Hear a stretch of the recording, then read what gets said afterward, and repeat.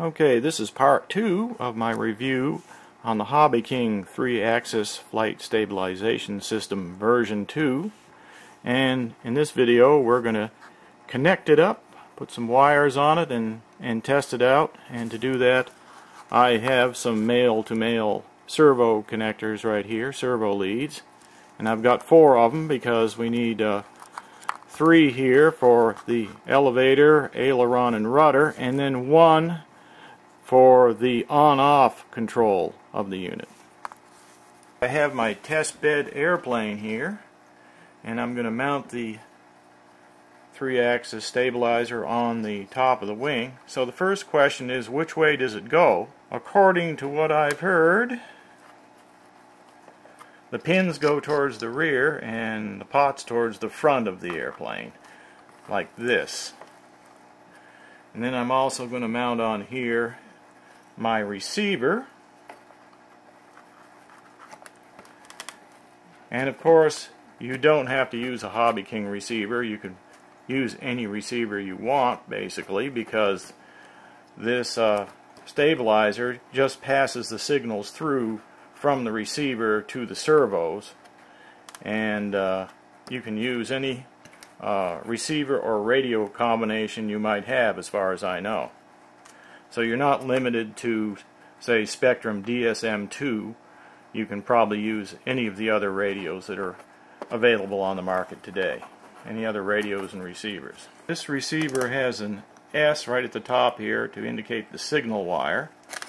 So that's where the light colored wire's got to go, towards the top. So the first thing I'm going to hook up is the ESC. I'm going to hook up the lead for the ESC, and that's going to go on the throttle right there. Next, let's hook up the aileron channel from the receiver to the 3-axis, and the white wire, or light colored wire, in this case it's more of a yellow, is going to go towards the back over here on the aileron channel right here. So I'm going to hook up the aileron on the receiver and go to the aileron on the 3-axis stabilizer right there, just like that. Okay, that was the aileron input. Now let's go ahead and do the elevator.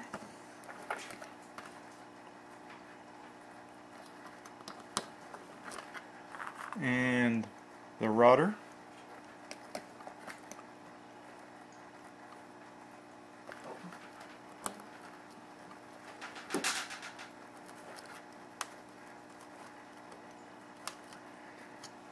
Okay.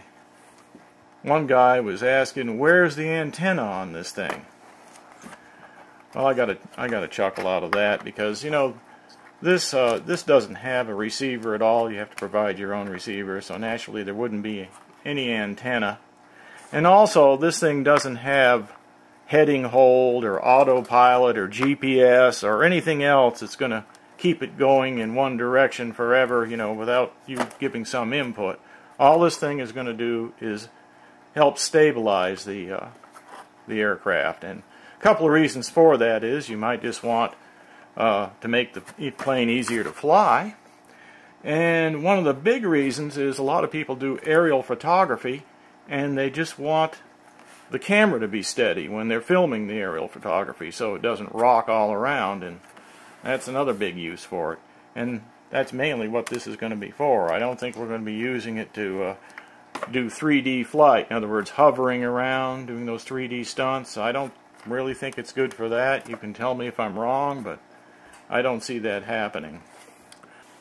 Now you notice this has an aileron right and an aileron left output on this. It has one aileron input but 2 outputs, and these are just the reverse of each other. One output is opposite the other in polarity. And you can use both of them if you have 2 servos that are mechanically the same direction. You could hook one to the left and one to the right. But mine are not. Mine are mechanically reversed already, so what I did was I used the Y-splitter and ran my servos into the Y-splitter down to one plug, and I'm just going to plug that in the right aileron channel. So that'll be right there, like that. Now the question might also arise, do you have to hook up all three channels? You know, aileron, elevator, rudder. Do you have to stabilize all three channels? No, you do not. If I just wanted to stabilize one of them, then I would just run the other servos directly to the receiver and bypass the stabilizer. In other words, I could just take these wires off and run my servos directly into this. So if you just want to do the rudder, that's fine. Or if you just want to do the elevator, or maybe just the ailerons, you can do that. Or you could just do two of them, or all three. So it's strictly up to the user. Not a requirement to use all three. Okay, next I'm going to plug the rudder servo into its output on the stabilizer, making sure all of these wires are the light color back in this side. Voltage is in the middle, and ground is here at the end. Okay. Now putting in the other. Now the left aileron pins are not being used because, as I said, I'm using a splitter for both of the servos for the ailerons. So those pins won't be used. And then there's just one set left, and that's over here on the AUX, which is what we can control the gyro with remotely to turn it off and on. And I've got a wire for that. But before I do it, I just want to say that there is no in-between with this switch from what I've heard.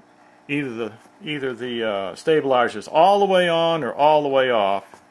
You can't put it on a variable pot and control the whole unit like it's some kind of master gain. That won't happen. It's either on or off. Now on my receiver I have two unused ports here. One is the gear and one is the AUX. And so I can use either of those switches on my radio. I could use either the gear switch or the AUX. One on my radio is actually flaps. So I could use the flap switch or the gear switch to control the gyro on-off function. I think what I'm going to do is just use gear. The gear switch is in a handy position for me, so I'm just going to plug that wire on the gear and run that to the AUX. And that's how easy the hookup is. It's not a whole lot of rocket science to it. And the wires go in pretty much straight across from each other. On the part number there is an RX3S designation on HobbyKing, RX3S. Now the 3S sounds like it might be a 3-cell system, like you would hook up a 3-cell battery. Well, first of all, this doesn't even have a battery input like the old one did. There's no place to plug on a battery.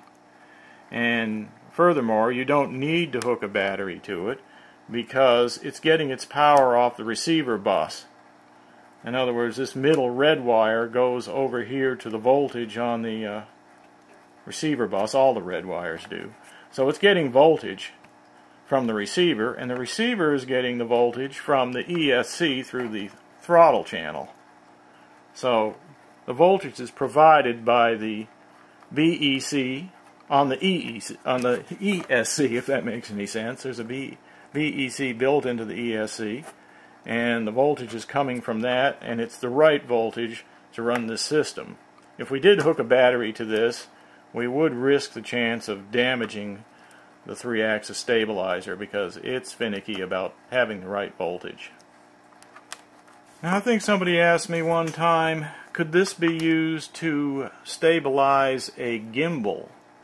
And I thought they were talking about the gimbal sticks on the radio, and I was really puzzled about that question. But I've seen it asked again on some of the discussions, and I think what they're talking about is the gimbal on a quadcopter or some kind of tricopter or whatever you got that holds the camera gimbal that swings the camera around and tilts it. Could this stabilize that? Yes, I would say it probably could. It would provide some stabilization. But you'd probably be better off. In other words, if you want to keep your gimbal level, you probably need something with an accelerometer. So this probably wouldn't be the best thing to use, but it might be worth a try because it is fairly inexpensive. But just keep in mind, something with an accelerometer might do a better job. Okay, let's test this thing out. I'm going to turn on my radio, which is the DX8, Spectrum compatible. But remember, you don't have to use a Spectrum compatible radio. You could use any radio and receiver you want with this particular unit. Okay, so I'm there.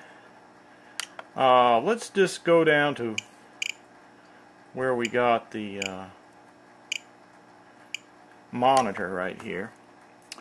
And I just want to show you something. I don't know if you can see this, but when I flip the gear switch, it's already set up to go from 100% at one end down to negative 100%. And that's the way it is on my radio. Now let me move it a little closer. Right there. See that over on the right, negative 100? Okay. Then it goes to 100. Alright, so that's that. So my gear switch should be working. Let's go ahead and we'll just go ahead and turn on the plane. And I'm going to do that by plugging in the XT60 connector under here.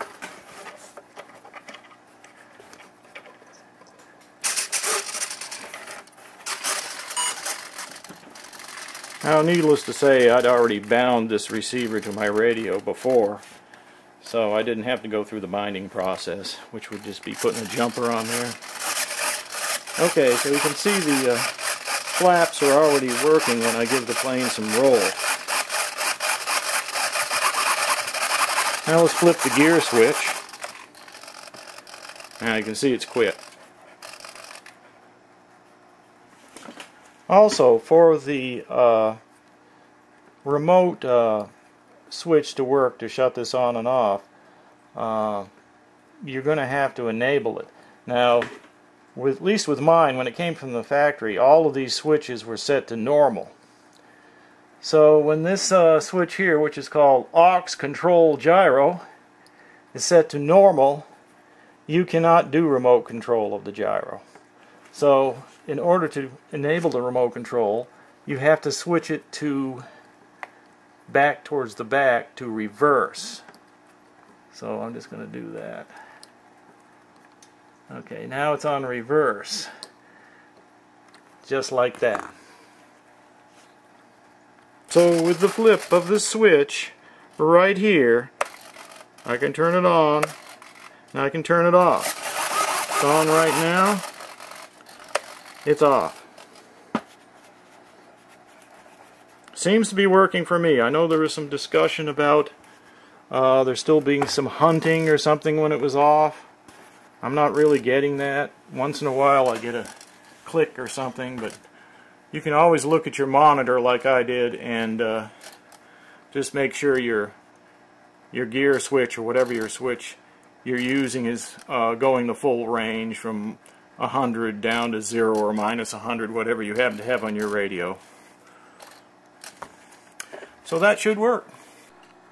Now, besides the AUX control gyro switch, which we've set to reverse, there is also reverse for the rudder, elevator, and aileron if you need to change the way they react. And then there's two switches for the V-tail configuration and delta configuration. The V-tail switch is to set up for a plane that looks something like this, where you have a V-tail on the rear. And the delta switch is for planes that have Elevons, and they look something like this flying wing plane that has just two flaps on it, and that's a setting for that.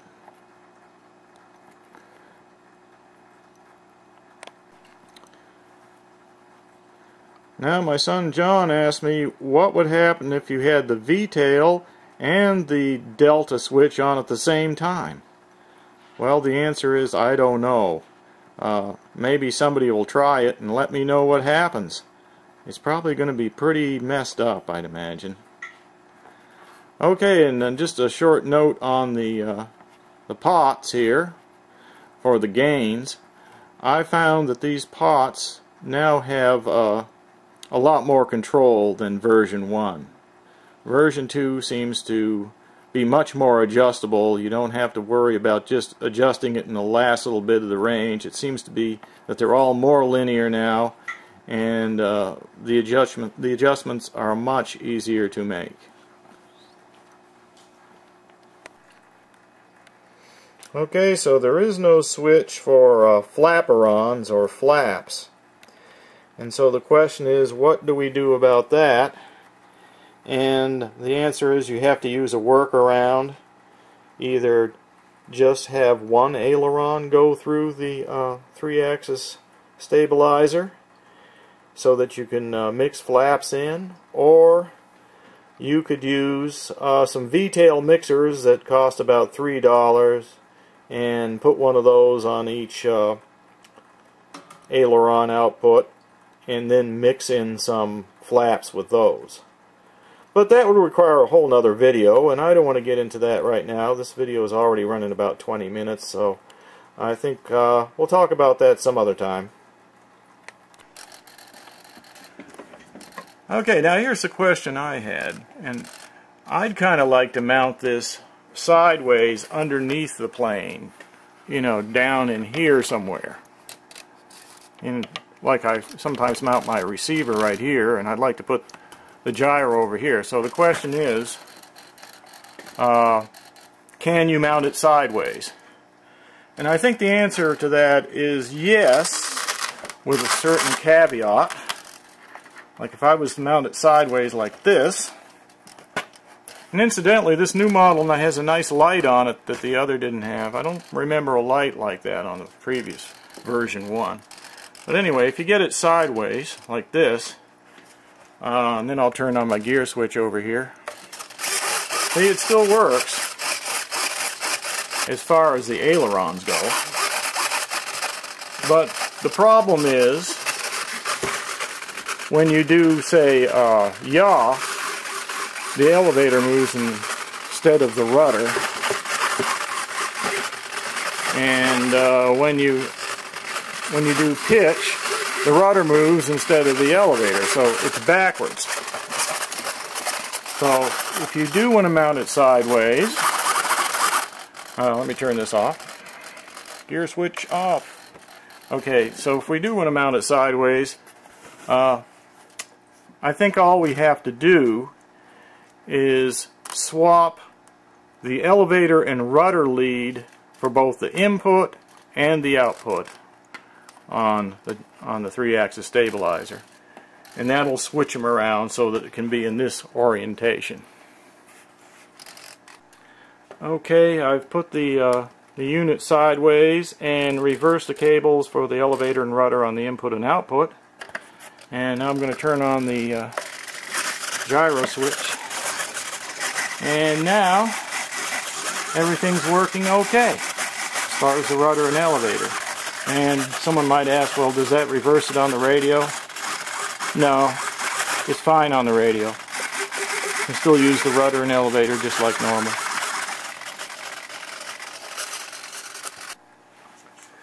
Okay, so that brings up another question. Does the plane have to be level when you turn it on? When you turn on the 3-axis flight stabilizer, does it all have to be level? And the answer is no. The plane just has to be static, in other words, not moving around. So when I plug it in, as long as it's just sitting here flat for a few seconds while it's initializing, it'll be okay. Now the reason this receiver is blinking is because I didn't cycle my radio. It's like it's saying, oh, you had a dropout. But anyway, no, you don't have to have the thing level when you plug it in.